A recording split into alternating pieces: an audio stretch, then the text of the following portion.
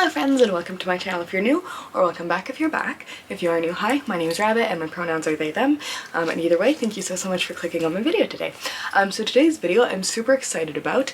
Spooky season DIY, another one of these. So today we're going to be making some Patch Legwarmers two ways. One will be knitted and one will be out of old socks. So if that sounds like something that you're interested in, then please keep on watching. So for this first project, I'm starting with a bunch of leftover Halloween and non-Halloween but kind of dark old socks, and also just a couple of pieces of stretchy fabric and old fishnets and tights and stuff.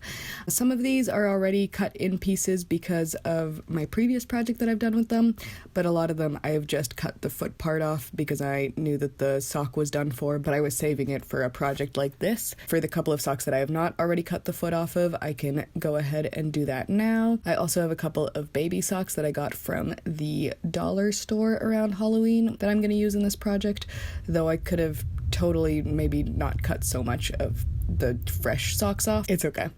So basically, I'm just going ahead and getting a bunch of my tubes ready.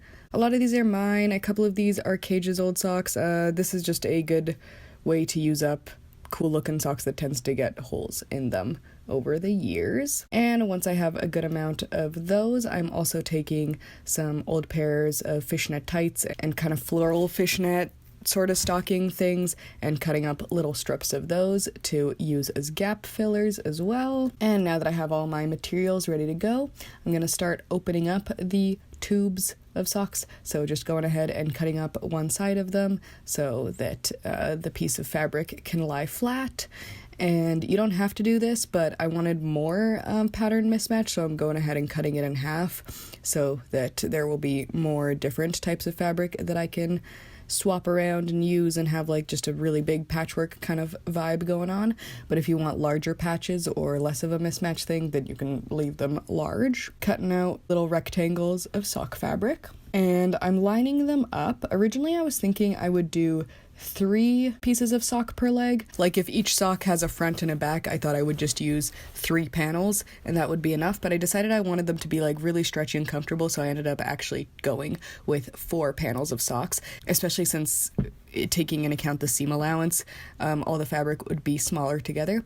But basically I'm just laying them out in a pattern, so they're all kind of checkerboarded and lined up, 4 across and like 5 or so down. Once I have a design that I am happy with for my sock patterns, I can go ahead and start pinning the pieces together. I'm just lining up the edges, bad side to bad side, which is unusual, but I want these seams to be on the outside so it's more comfortable in this case. And yeah, just going ahead and pinning all the pieces of sock fabric together. Then I'm taking them to my sewing machine, and with a super loose and wide zigzag stitch, I'm sewing up the whole way. If you want the extra kind of lettuce hem sort of look, make sure you stretch out the fabric as you do this. Also, if you had a serger, this would look a lot cleaner, but I don't, so it is what it is.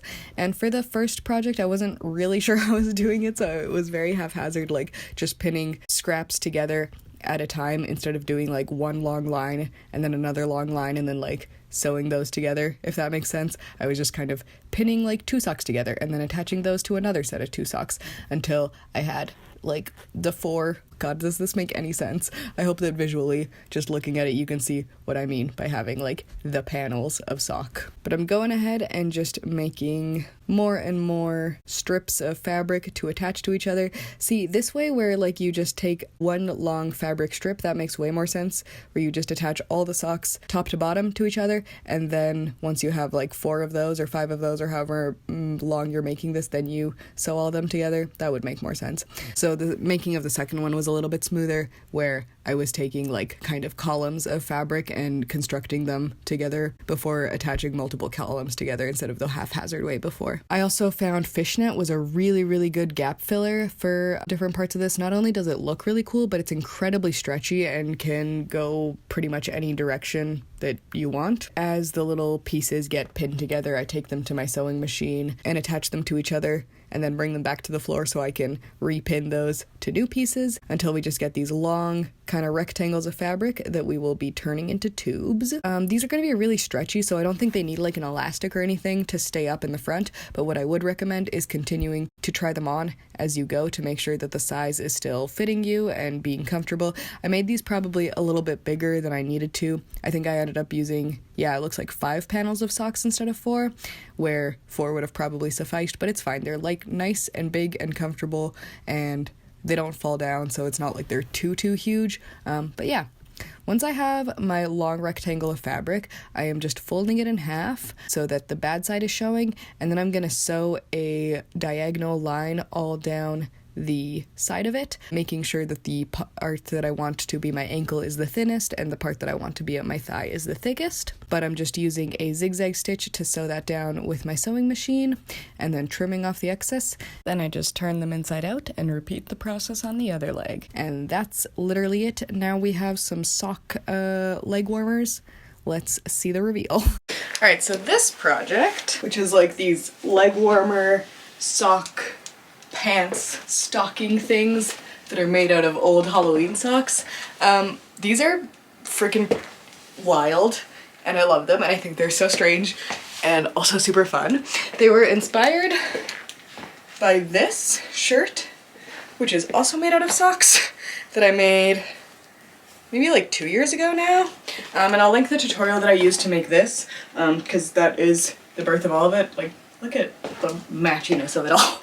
But yeah, basically it's just a bunch of sock parts sewn together to make some really interesting leg wear, I guess we will call it. And I think it looks really cool under a skirt as like these like stockings sort of things. And yeah, I like them a lot. They're super comfortable and surprisingly warm. Probably not the air vented parts, but the sock material parts kind of compensate for it really well. So yeah, who knows, maybe sock clothes will be the new wild trend when everyone realizes how amazing and wonderful these kind of bizarre pieces of clothing are. So I really like knitting and I find it relaxing, but I don't want to learn to follow any patterns or anything like that. So instead what I do is I just make a lot of squares and then leave them in a box, and then when I want to make something out of knit material, I can combine those squares in whatever way I see fit.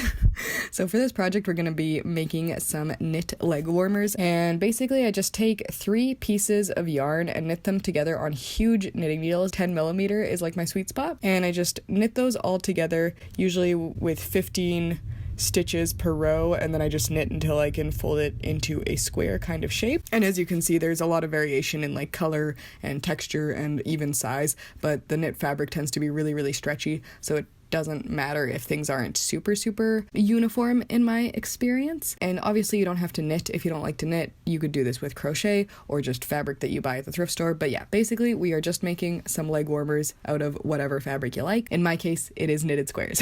And for this, I chose to use 4 squares that were 15 rows across and like 15-ish high, I guess.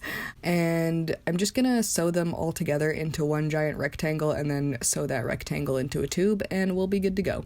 So I'm just lining up the 2 first squares side to side and using a big embroidery needle and thread to stitch them together. Doesn't have to be fancy or nice or anything because you won't really see it.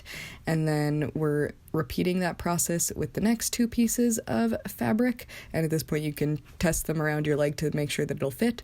But yeah, just lining up the next 2 pieces of fabric and stitching them together. And once you have both pieces stitched, you can attach those 2 to each other so you get a big square. And then once that is complete, you can fold them in half and stitch up the side and then turn them inside out, and ta-da, you have leg warmers. This is what the leg warmers look like. Final result. So these are these like adorable little leg warmers that I made out of scraps of my knitted squares that I made just out of boredom at a craft fair. I think they look very fun. I think it's a super cute little look. I still have a couple of extra squares left over, and I was considering using like one to just make like a little arm warmer glove thing, to be matchy-matchy with. So we'll see if I end up doing that later tonight. But for now, got the leg warmers, and I think they are looking super cute. Plus they're super, super warm, so I'm excited to wear these out on like very cold October nights. Okay, hi. I made the added matching things to this. Yes. Super easy. Just like had one square and sewed up this part, then left a hole, and then sewed the top part and turned it inside out. And they're very cute and were very easy to make. And I think it's just like, yeah, a nice little cute matching set that just feels like so much more complete now that it's all together. So let me show you it. So that's how it looks all together with my big stompy boots. And yeah, it feels, I don't know, very much like something I would have worn in middle school, but still really, really cute in its own little way. And yeah, I've always loved leg warmers and arm warmers, and I've always thought I'd have to learn to crochet to make them myself, but that's not true. Leg warmers and arm warmers are just a tube, potentially a tube with a hole in them. And as long as you can sew a straight line down a rectangle or a square, you too can make leg warmers and arm warmers. So yes, very, very pleased with this final result. Alright, that's all I got for you today. Thank you again so much for tuning in. I hope that was enjoyable, and I hope that maybe it inspired you to create some leg warmers or arm warmers or something else in that similar vein for the holiday season or whatever else you'd like. I had so much fun making this project, and it was super, super quick and easy, so highly recommend, and hope you give it a shot if it seems of interest to you. That's all I got for now, and I hope you're having a wonderful spooky season. It's the best time of year, and it's just an absolute delight. So yeah, enjoy, and catch you the next one. Bye!